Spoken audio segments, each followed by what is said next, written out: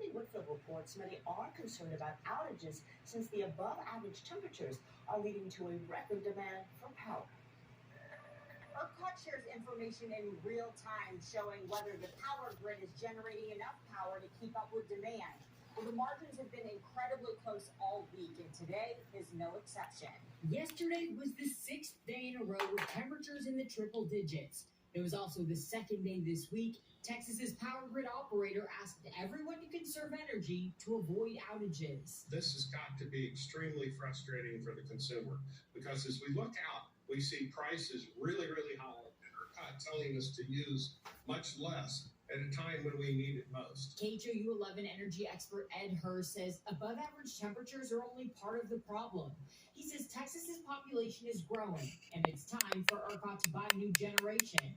Despite reassurances from the power grid operator, Hurst is concerned about outages as the summer goes on. They clearly weren't prepared for summer, no matter when it happened, June, July, or August. And I'm concerned that they may not have the equipment capable of running in August because these plants are old and the operators really haven't kept them well maintained. This is something we'll continue to follow. Luckily, there haven't been any significant outages so far, and ERCOT says one reason is because people and businesses have voluntarily conserved energy when asked.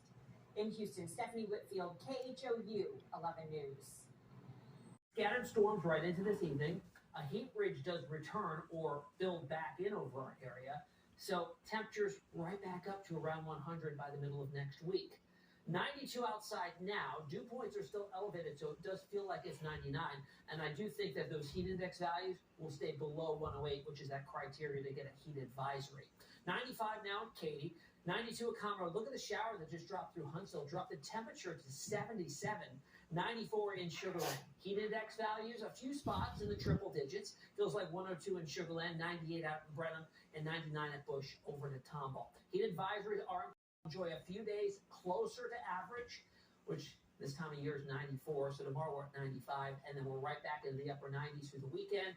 And then there we are by the middle to end of next week, back to the century mark. Out there in terms of the long-term outlook, well, it should pop up here in a second, but it is above average right through the end of the month.